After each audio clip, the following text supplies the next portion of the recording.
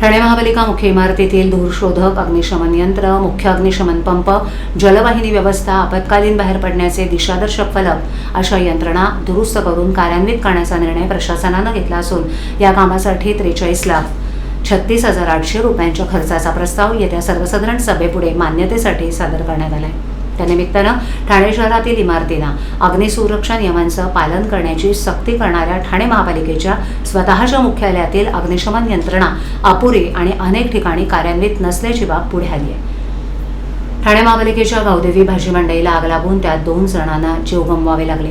या घटनेनंतर पालिकेच्या कारभारावर टीका होत असून याच मुद्द्यावरून पालिकेच्या सर्वसाधारण सभेत नगरसेवकांनी पालिका अधिकाऱ्यांना फैलावर घेतलं होतं।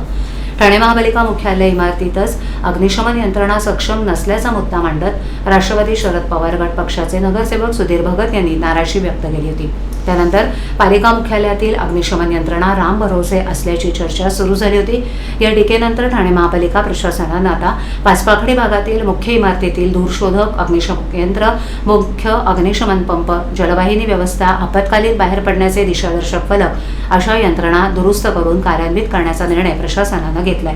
मुख्य अग्निशमन अधिकाऱ्यांनी सादर केलेल्या अहवालात मुख्यालयातील अनेक अग्निसुरक्षा यंत्रणा बदलण्याची किंवा नव्यानं बसवण्याची आवश्यकता व्यक्त केली आहे। त्यानुसार धूरशोधक, ABC प्रकारचे अग्निशामक यंत्र, कार्बन डायऑक्साईड अग्निशामक यंत्र, मुख्य अग्निशमन पंप, बूस्टर पंप आणि राखीव पंप, जलवाहिनी व्यवस्था, लँडिंग वॉल्व, पाईप रीड, आपत्कालीन बाहेर पडण्याचे दिशादर्शक फलक तसंच प्रतिसाददर्शक आणि हातानं कार्यान्वित होणारी अग्निसूचना बटण कार्यान्वित करण्याची गरज नमूद करण्यात आली आहे।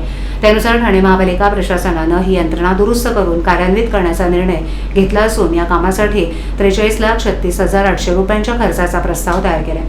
हा प्रस्ताव येत्या 20 जुलै रोजी सर्वसाधारण सभेपुढे मंजुरीसाठी ठेवला आहे।